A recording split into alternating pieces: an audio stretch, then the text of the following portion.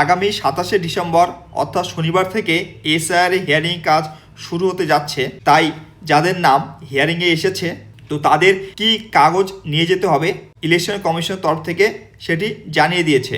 তো সেটি এখন আমি আপনাদের সামনে আলোচনা করব। নোটিশটি কাদের পাঠানো হয়েছে তো সেটি একটু আলোচনা করে নিই। তো দেখুন 2002 সালের তালিকার সঙ্গে যে ভোটারদের কোনো ম্যাপিং করা যায়নি, শুনানি প্রথম পর্যায়ে ডাকা হবে তাদেরই। রাজ্যে এমন ভোটার রয়েছে প্রায় 30 লক্ষ। কমিশন সূত্রে খবর 10 লক্ষ নোটিশ ইতিমধ্যে জারি হয়ে গেছে। তো দেখুন যাদের এসআইআর হিয়ারিংয়ের নোটিশ এসেছে তো তাদের হিয়ারিংয়ে গিয়ে কোন কাগজ দেখাতে হবে তো সেটি এখন আপনাদের সামনে আলোচনা করব। এখানে 13টি ডকুমেন্টের লিস্ট আছে। প্রথম নম্বরে আছে 1 নম্বরে দেখুন যে কোনো পরিচয়পত্র, পেনশন পেমেন্ট অর্ডার যেটি কেন্দ্রীয় সরকার অথবা রাজ্য সরকার অথবা রাষ্ট্রায়ত্ত সংস্থার যে কোনো নিয়মিত কর্মী পেনশন প্রাপককে দেওয়া হয়েছে। তো এই সমস্ত মধ্যে যদি আপনাদের কোনো রকম কাগজ থাকে বা নথি থাকে বা পেনশন পেমেন্ট অর্ডার থাকে বা পরিচয়পত্র থাকে সেটা দেখাতে পারেন। আর 2 নম্বর দেখুন লেখা আছে যে কোনো পরিচয়পত্র অথবা শংসাপত্র নথি যেটি 1/7/1987 এই তারিখের পূর্বে সরকার অথবা স্থানীয় কর্তৃপক্ষ, ব্যাংক, ডাকঘর, ভারতীয় জীবন বীমা নিগম, রাষ্ট্রায়ত্ত সংস্থা কর্তৃক প্রদত্ত, মানে এই সমস্ত থেকে অর্থাৎ 1/7/1987 পূর্বে যদি আপনাদের কোনো রকম কাগজ থাকে সেটা ব্যাংকের, পোস্ট অফিসের অর্থাৎ এলআইসি সেটি দেখাতে পারেন। আর 3 নম্বর আছে উপযুক্ত কর্তৃপক্ষ কর্তৃক প্রদত্ত জন্মের শংসাপত্র। তো আপনার যদি বার্থ সার্টিফিকেট থাকে তো সেটি দেখাতে পারেন। 4 নম্বর আছে পাসপোর্ট। 6 নম্বর আছে স্বীকৃত পর্ষদ বিশ্ববিদ্যালয় কর্তৃক প্রদত্ত ম্যাট্রিকুলেশন শিক্ষাগত যোগ্যতা শংসাপত্র।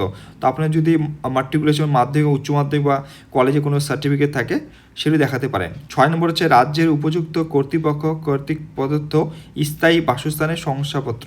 তো আপনার যদি পার্মানেন্ট রেসিডেন্টের সার্টিফিকেট থাকে তো সেটি দেখাতে পারেন রাজ্যের। আর 7 নম্বর বনভূমি অধিকার শংসাপত্র সেটি চলবে। 8 নম্বর হচ্ছে উপযুক্ত কর্তৃপক্ষ কর্তৃক অন্যান্য অনগ্রসর সম্প্রদায়, তপশিলি জাতি, তপশিলি উপজাতি বা অন্য অনগ্রসর জাতির শংসাপত্র। যদি আপনাদের কাস্ট সার্টিফিকেট থাকে SC ST অবশ্যই দেখাতে পারেন।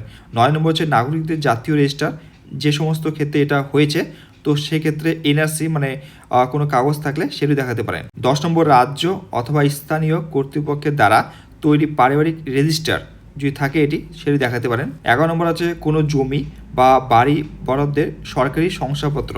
তো সরকারের তরফ থেকে যদি আপনার কোনো জমি অথবা বাড়ির কোনো কাগজপত্র থাকে সেটা দেখাতে পারেন। 12 নম্বর আছে আধারের জন্য কমিশনের 9/9/2025 তারিখের নির্দেশ নং প্রযোজ্য হবে। তো আধার কার্ড শুধুমাত্র আপনাদের পূর্ব আইডেন্টি হিসেবে কাজ করবে। 13 নম্বর আছে 1/7/2025 অনুযায়ী বিহারে SIR নির্বাচক তালিকার নিরাশ। কিন্তু 13টি লিস্টের মধ্যে আপনার কোন ডকুমেন্টটি লাগবে তো সেটি এখন তুলে ধরবো। তো দেখলেন নির্বাচন কমিশনের তরফ থেকে 13টি ডকুমেন্ট উল্লেখ করে দিয়েছে। তো এর মধ্যে থেকে আপনাদের কোন ডকুমেন্টটি দেখাতে হবে সেটিও নির্বাচন কমিশন জন্মসাল অনুযায়ী উল্লেখ করে দিয়েছে। তো কাদের কোন ডকুমেন্ট দেখাতে হবে তো দেখুন ভারতে 1/7/1987 সালে আগে জন্মগ্রহণকারী অর্থাৎ যে সমস্ত ভোটাররা বা যারা ভারতে 1/7/1987 সালে আগে জন্মগ্রহণ করেছে তাদের কি কাগজ দেখানোর কথা বলেছে। তো দেখুন বলেছে জন্ম তারিখ এবং অথবা জন্মস্থানের প্রমাণস্বরূপ নিম্নোক্ত তালিকা থেকে নিজের জন্য যে কোনো একটি নথি জমা দিন। অর্থাৎ 13টি যে লিস্ট ডকুমেন্ট দেওয়া আছে ওর মধ্যে থেকে একটি ডকুমেন্ট দেখাতে হবে আর যেটি আপনার প্রমাণ করবে জন্মস্থান অথবা জন্ম তারিখ। 2 নম্বর যে গ্রুপটি আছে ভারতে 1/7/1987 এবং 2/12/2004 মধ্যে জন্মগ্রহণকারী যে সমস্ত ভোটাররা রয়েছে তারা কি দিবে, তারা দিবে জন্ম তারিখ এবং অথবা জন্মস্থানের প্রমাণস্বরূপ নিম্নোক্ত তালিকা থেকে নিজের জন্য যে কোনো একটি নথি জমা দিন। তো আপনাদের নিজের জন্য একটি ডকুমেন্ট জমা দিতে হবে যেটি প্রমাণ করবে আপনার জন্মস্থান অথবা জন্ম তারিখ, একটি ডকুমেন্ট প্রথমে। 2 নম্বর কি বলেছে জন্ম তারিখ এবং অথবা জন্মস্থানের প্রমাণস্বরূপ নিম্নোক্ত তালিকা থেকে পিতা বা মাতার জন্য যে কোনো একটি নথি জমা দিন। তো দেখলেন তো এক্ষেত্রে আপনাদের 2টি ডকুমেন্ট দেওয়ার কথা বলেছে, একটি নিজের যেটি প্রমাণ করবে আপনার জন্মস্থান এবং জন্ম তারিখ, আরেকটি ডকুমেন্ট দেওয়ার কথা বলেছে সেটি পিতার মানে বাবারও দিতে পারে অথবা মার, দুইজনের মধ্যে যে কোনো একজনের যেটি প্রমাণ করবে জন্মস্থান, ওনার জন্মস্থান এবং ওনার জন্ম তারিখ। এরপর দেখুন ভারতে 2/12/2004 পর জন্মগ্রহণকারী অর্থাৎ যে সমস্ত ভোটাররা 2/12/2004 পরে জন্মগ্রহণ করেছে তাদের কি ডকুমেন্ট দেওয়ার কথা বলেছে, তাদের বলেছে জন্ম তারিখ এবং অথবা জন্মস্থানের প্রমাণস্বরূপ নিম্নোক্ত তালিকা থেকে নিজের জন্য যে কোনো একটি নথি জমা দিন। প্রথম হচ্ছে আপনার একটি ডকুমেন্ট জমা দিতে হবে যেটি প্রমাণ করবে আপনার জন্ম তারিখ অথবা জন্মস্থান 1 নম্বর।